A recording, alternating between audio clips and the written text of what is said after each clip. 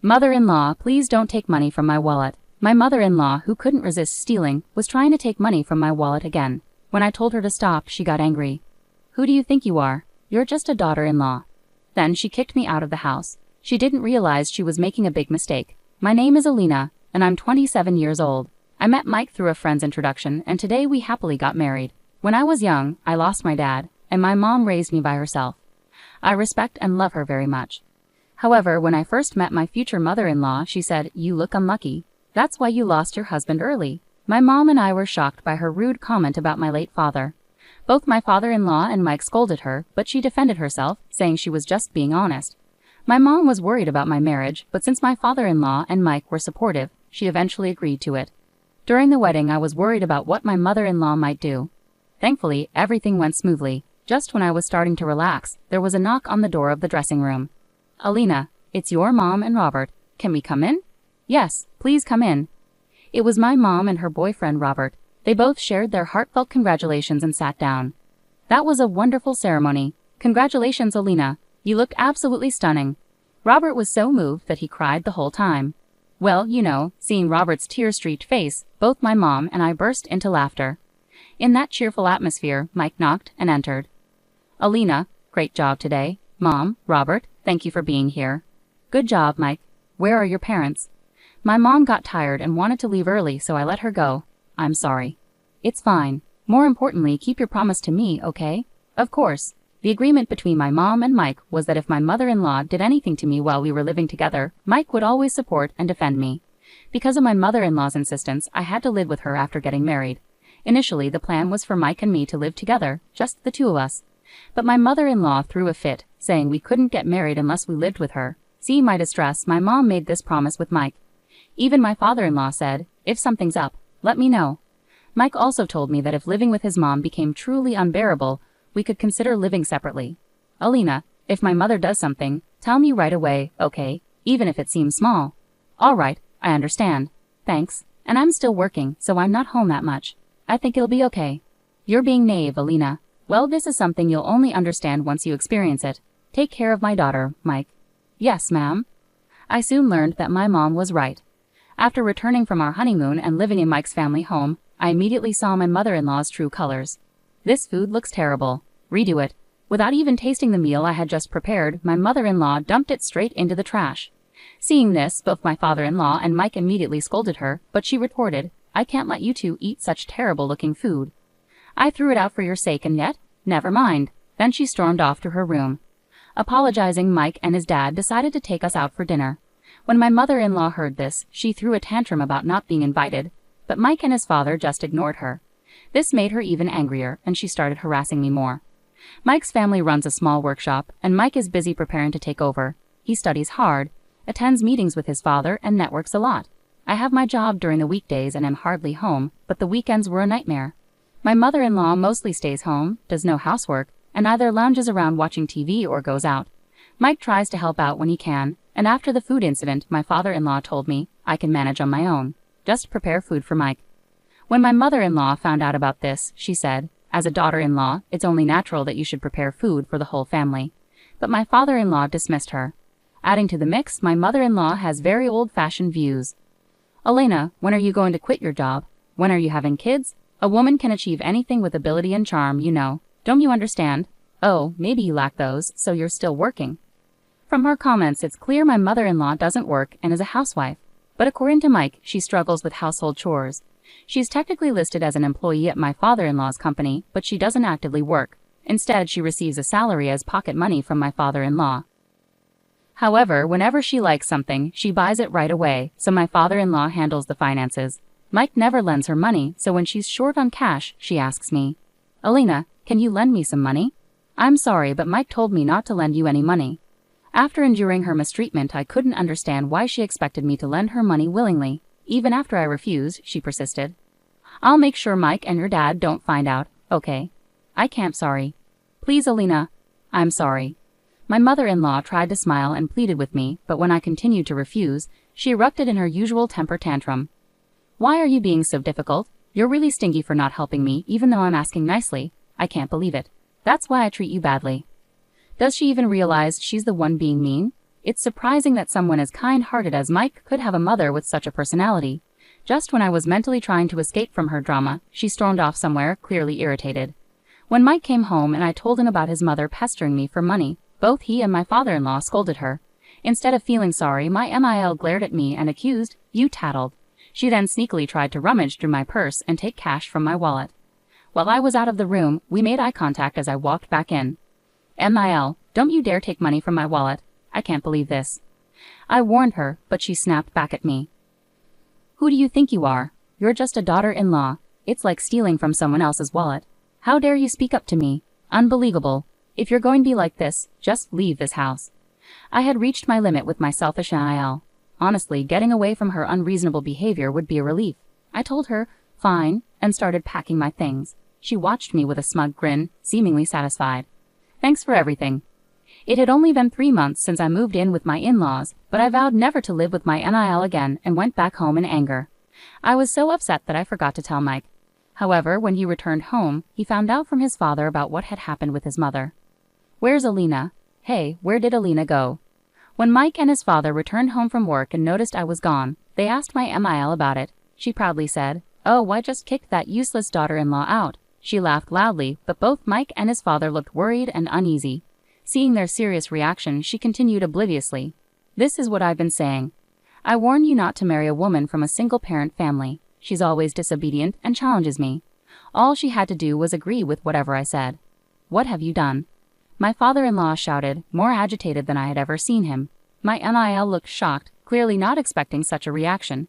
Father-in-law collapsed to his knees, looking devastated, muttering, "It's over, my life is over." "What's wrong?" My MIL seemed bewildered, struggling to grasp what was happening. "You've done something unthinkable. Why did you kick her out?" Father-in-law's voice trembled with emotion. "Elena is the stepdaughter of the CEO of the company we do business with." "What?" It finally dawned on my MIL what she had done. Her face went pale for a moment, but she quickly composed herself, insisting she hadn't done anything wrong. "Mike, call Alina right now." I did. "She's at Robert's place now. This is serious. Let's go immediately." I got a call on my cell from Mike, telling me that his father-in-law was possibly putting his mother-in-law into the car and heading our way. From the background noise, I could hear my MIL shouting frantically and my father-in-law yelling, "Robert, you came to the wedding with my mother as her new husband."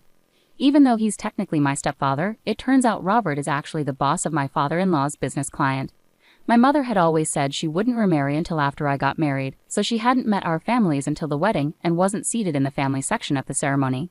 So my mother-in-law doesn't know about this. My father-in-law only recently found out that Robert was my mother's new husband. Robert married my mother after I got married, but I've known Robert for nearly 20 years. After my father passed away, my mother raised me on her own. No matter how tough things got, she never complained and was always smiling, brightening up everyone around her. Robert, smitten by her, proposed to her, but she apparently told him she wouldn't marry anyone until after I was married. I don't want to burden Elena anymore, getting a new dad, changing her last name, moving. I can't make her go through all of that just because of adult circumstances. I'm so sorry. I'll wait. Huh? I'll wait until Alina grows up, becomes independent, and someday gets married and is happy. Then it'll be my turn to make you happy. Robert, can I stay and watch over Elena with you until then? By then, won't we be pretty old? It doesn't matter. If we're talking age, I'll be even older. Robert laughed heartily, my mother with tears in her eyes, thanking him. Robert respected my mother's wishes, always promising to wait. They never officially married until I did, but I knew they deeply loved each other, even after losing my father. Sometimes I felt like if my mother married Robert, she would be taken away from me. There were times I wasn't kind to Robert, but he always treated me lovingly, often taking us out or going on trips. He even tried to pay for my college tuition. My mother declined, saying it was a matter of principle, but that's the kind of relationship we had with Robert. Of course, my childhood home now belonged to Robert, so as my NIL suggested, we returned there. When we filled Robert in on everything that happened with my in-laws and about my NIL, he was furious. Knowing the business relationship with my father-in-law's company, he was boiling with anger when the doorbell rang. My mother checked the monitor and saw my father-in-law, mother-in-law, and Mike outside. She asked Robert if they could come in, and he agreed, unlocking the door to welcome them. As soon as they entered and saw the tense atmosphere, both my father-in-law and Mike knelt down. "We're deeply sorry. My wife was very rude to Alina. It seems she forced Elena to leave." My father-in-law apologized. "I'm sorry too. If Alina is uncomfortable, we can stop living together," Mike added. While they were apologizing, my MIL stood defiantly with her arms crossed. What are you talking about? Elena is the one at fault here, right? I did nothing wrong. Besides, who will do the housework now that Elena is gone? I was stunned, unable to close my open mouth. Looking at my indifferent MIL, I knew she lacked common sense, but I never expected her behavior to escalate like this. It was my father-in-law who finally broke the silence. I knew you were sheltered and naive, but I never imagined you'd go this far, he said with resignation. We'll start the divorce proceedings as soon as tomorrow. I'm utterly disappointed in you. What are you talking about? Why should I be the one to get a divorce? If anyone should, it should be Elena and Mike, since she left on her own. My MIL's earlier arrogance vanished when faced with the prospect of divorce from her husband. Mike joined in the confrontation. Why should I divorce Elena? I love her. I have no intention of divorcing her. We only agreed to live with you because you begged us, crying, and yet you treat Elena like a maid. Stop talking nonsense. My father-in-law nodded in agreement and said, a mix of exasperation and anger evident in his voice, your father asked me to take care of you, so I became your husband and took care of you. But no matter how many times I warn you, you never listen and you never show any remorse. At this age, you're beyond my control. My mother-in-law clung to my father-in-law, who appeared distant, perhaps reflecting on the challenges he had faced until now. What about the company? It belonged to my father. Your father passed the company to me when he passed away. Even if I retire, Mike is here. You've only been a figurehead at the company and haven't done any real work. Do you think you can suddenly take over? I won't let the employees end up on the streets because of you. My MIL appeared to be searching for a way out as she faced criticism from her husband and Mike. Just to clarify, my MIL is a true daddy's girl, raised in luxury. She's never held a job, always living as a pampered princess. Without her husband's support, she wouldn't be able to manage household chores, let alone a job. My MIL tried to hold on to my father-in-law, but his decision seemed firm. Elena, say something. Out of desperation, she turned to me for support. I also believe divorce is the right decision. Someone who tries to steal money from another's wallet and then reacts aggressively when confronted, who knows what she might do next. What are you talking about? To those who might not know the real reason I left, I explained that it was because my MIL had attempted to steal money. Their faces turned pale. I can't believe this. This is unbelievable. Stop exaggerating. I was just borrowing a little, MIL retorted unapologetically. Both my mother and Robert countered firmly. In most places that's called theft, which is a serious crime. I thought you were unreasonable, but I cannot allow my daughter to return to a place where someone like you lives. I agree. Elena may not be my biological daughter, but she is precious to me. How can I send back such a beloved daughter to someone who mistreats her? Robert added. I have no response to that. We are truly sorry. Throughout this conversation, both my father-in-law and Mike have been apologizing repeatedly, but MIL hasn't apologized once. You're the reason for all this, aren't you? How can you behave like this? Despite their apologies, MIL showed no remorse. Well, that's because, look, I've encountered a few people like you in my time, so I can pretty much guess. If I were you, I'd consider a divorce.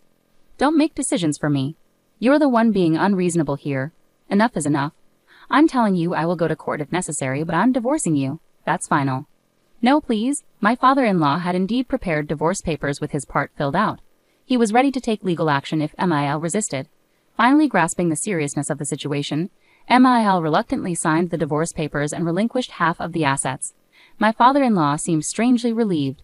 Mike kept his promise to my mom and severed ties with MIL. Even my father-in-law distanced himself from her. After the divorce, MIL couldn't curb her shopping habits and quickly spent through her share of the assets.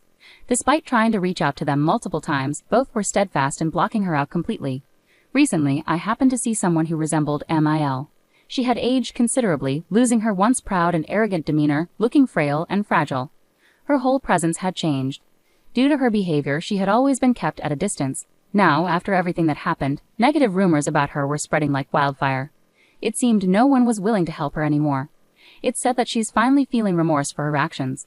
As they say, actions have consequences. A few days later, my father-in-law and Mike visited Robert with a box of chocolates to apologize. When I explained that MIL had disappeared, Robert and my mother cautioned them not to let it happen again. Afterward, I returned to Mike's family home. Since MIL left, my stress levels have dropped significantly. Not just me, but both my father-in-law and Mike also seemed to be much happier. Soon after, I found out I was pregnant, and the whole family was overjoyed. We are eagerly awaiting the arrival of our new family member.